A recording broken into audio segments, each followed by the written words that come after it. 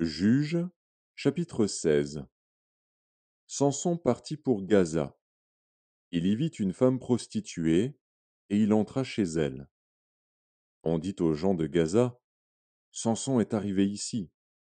Et ils l'environnèrent, et se tinrent en embuscade toute la nuit à la porte de la ville. Ils restèrent tranquilles toute la nuit, disant, Au point du jour, nous le tuerons. Samson demeura couché jusqu'à minuit. Vers minuit, il se leva, et il saisit les battants de la porte de la ville et les 2 poteaux, les arracha avec la barre, les mit sur ses épaules, et les porta sur le sommet de la montagne qui est en face d'Hébron. Après cela, il aima une femme dans la vallée de Sorek. Elle se nommait Délila. Les princes des Philistins montèrent vers elle et lui dirent, Flatte-le, pour savoir d'où lui vient sa grande force et comment nous pourrions nous rendre maîtres de lui. Nous le lierons pour le dompter, et nous te donnerons chacun 1 100 cycles d'argent.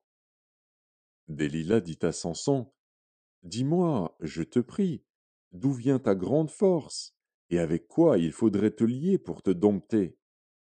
Samson lui dit, Si on me liait avec 7 cordes fraîches, qui ne fussent pas encore sèches, je deviendrais faible et je serais comme un autre homme. Les princes des Philistins apportèrent à Délila 7 cordes fraîches, qui n'étaient pas encore sèches, et elle le lia avec ses cordes. Or des gens se tenaient en embuscade chez elle dans une chambre. Elle lui dit, Les Philistins sont sur toi, Samson. Et il rompit les cordes, comme se rompt un cordon d'étoupe quand il sent le feu. Et l'on ne connut point d'où venait sa force.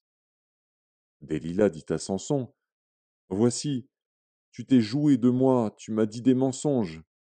Maintenant, je te prie, indique-moi avec quoi il faut te lier. Il lui dit, Si on me liait avec des cordes neuves, dont on ne se fût jamais servi, je deviendrais faible et je serais comme un autre homme. Délila prit des cordes neuves, avec lesquelles elle le lia. Puis elle lui dit, Les Philistins sont sur toi, Samson. Or des gens se tenaient en embuscade dans une chambre, et il rompit comme un fil les cordes qu'il avait au bras. Délila dit à Samson, Jusqu'à présent tu t'es joué de moi, tu m'as dit des mensonges. Déclare-moi avec quoi il faut te lier.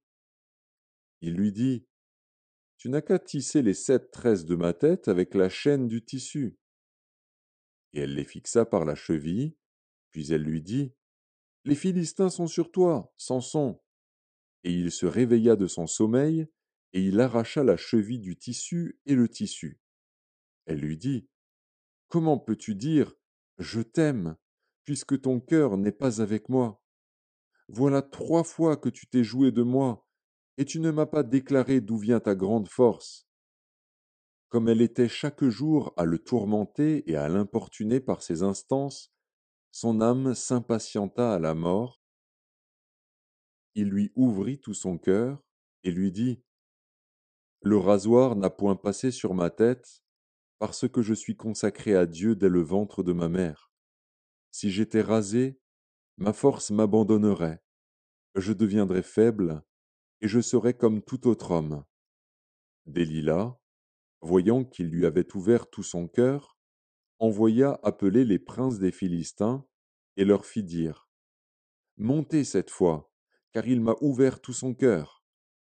Et les princes des Philistins montèrent vers elle et apportèrent l'argent dans leurs mains. Elle l'endormit sur ses genoux, et ayant appelé un homme, elle rasa les 7 tresses de la tête de Samson et commença ainsi à le dompter. Il perdit sa force. Elle dit alors, Les Philistins sont sur toi, Samson. Et il se réveilla de son sommeil et dit, Je m'en tirerai comme les autres fois, et je me dégagerai. Il ne savait pas que l'Éternel s'était retiré de lui. Les Philistins le saisirent et lui crevèrent les yeux. Ils le firent descendre à Gaza et le lièrent avec des chaînes d'airain. Il tournait la meule dans la prison. Cependant les cheveux de sa tête recommençaient à croître, depuis qu'il avait été rasé. Or les princes des Philistins s'assemblèrent pour offrir un grand sacrifice à Dagon, leur dieu, et pour se réjouir. Ils disaient: Notre Dieu a livré entre nos mains Samson, notre ennemi. Et quand le peuple le vit, ils célébrèrent leur Dieu en disant: Notre Dieu a livré entre nos mains notre ennemi, celui qui ravageait notre pays et qui multipliait nos morts. Dans la joie de leur cœur, ils dirent: Qu'on appelle Samson et qu'il nous divertisse. Ils firent sortir Samson de la prison, et il joua devant eux. Ils le placèrent entre les colonnes. Et Samson dit au jeune homme qui le tenait par la main: Laisse-moi, afin que je puisse toucher les colonnes sur lesquelles repose la maison et m'appuyer contre elles. La maison était remplie d'hommes et de femmes, tous les princes des Philistins étaient là, et il y avait sur le toit environ 3000 personnes, hommes et femmes, qui regardaient Samson jouer.